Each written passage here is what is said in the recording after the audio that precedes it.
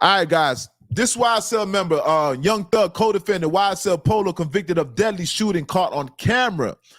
All right, let's just read it. Let's read this. This is off Academics page. Shout out to Academics. According to the Atlanta Journal-Constitution, Cordarius Dorsey, a.k.a. YSL Polo, was found guilty Wednesday in the 220 fatal shooting of Xavier Oriandor. I'm bad with names, Turner. The killing, which was captured on a surveillance camera, took place outside the barbershop at the Old National Village Discount Mall in College Park, Georgia. Although the suspect's face was hard to identify in the security footage, Dorsey was spotted at the scene wearing the same clothes as the gunman. The man also fit eyewitness descriptions of the assailant. Prosecutors also presented damning text messages that defended the shooting, that the defendant had sent to friends shortly after the shooting. All right. So one read, bruh, I just killed another nigga on Old Nat. While another one read, shorty, I just killed the N-word at the discount. Wow. Okay. I was not aware of that, you guys. Okay, now Dorsey, an alleged member of the Blood Street gang, was already serving as a life sentence for another murder that was also caught on camera. The incident took place in 2019, when Dorsey allegedly shot and killed 39-year-old father, I'm not even going to say this name, Solomon Jallo, during an armed robbery outside a gas station. The defendant's criminal history was presented to the jurors during the 6-day trial. Prosecutors pointed out that the man had embarked on a one-man crime spree between the 2019 and 2020 murders. They pointed to the social media, they pointed to his social media accounts in which all alleged displayed stolen jewelry and spoke casually about killing people. Alrighty then, son. Now listen. Hold up, swole up. All right, guys. With that being said, all right, this is a YSL member. This guy, the reason I read that, you guys, the guy was doing some strange things in the courtroom. Now, this YSL member, he was seen, and I'm not gonna stay long on this. I think it's one of the first members that's been convicted. This guy was seen in court doing a lot of odd things. He was trying to, I think he was not even think. He was trying to plead insanity. If you've seen this guy in court, he was doing a lot of physical things. I don't even know how to mimic what he was doing, because he was doing a lot of odd movements, sporadic movements, and basically he was trying to plead insanity, in which it didn't work to his favor. I've seen people in court. I know some people that pled insanity and it worked. Unfortunately, it did not work for this gentleman. He had a murder case.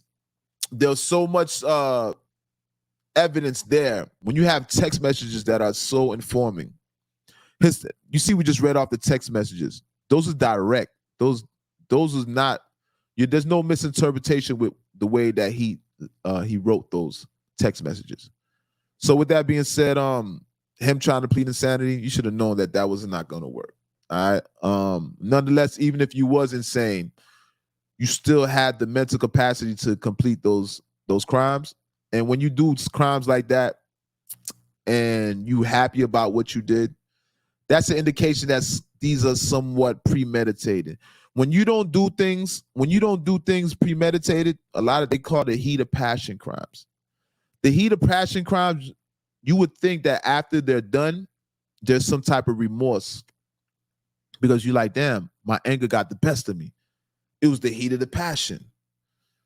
But in that case, when you're seeing these text messages, not necessarily so.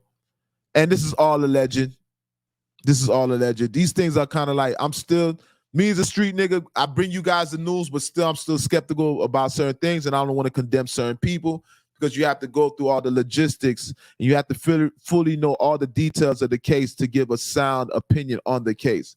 So me, myself, as a street nigga, I try to stay away from condemning people that are going through the judicial system being prosecuted, as well as this gentleman. Even though he's been found guilty, this gentleman probably is going to go for an appeal, right? I'm assuming there will be a appeal in the future, right? So I don't want to say anything that's condemning for him.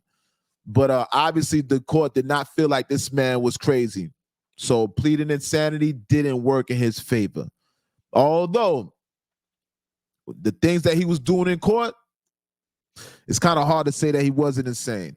For somebody to put on an act, you got to be crazy to even put on an insane act for that long. How about this? Even if you're faking insanity, you have to be kind of insane to hold up an insane act for that long.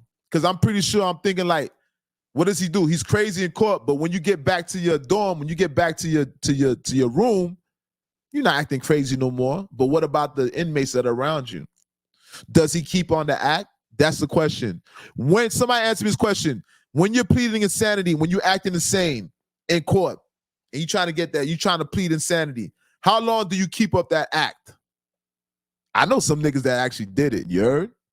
And I'm gonna ask them a question, but I want to ask you guys, does that person keep up, how long does that person keep up the act? When you get back to your dorm, when you get back to your jail cell, do you start back acting normal?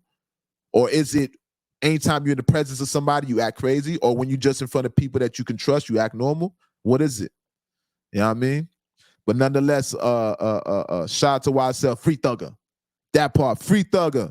Free YFN Lucci. Big up to YFN Lucci and big up the thugger, you heard? Free the whole YSL, damn it. That part. All right, y'all. We spoke about Blueface, all right, and we spoke about YSL. Spoke about BG coming home. Shout out to BG.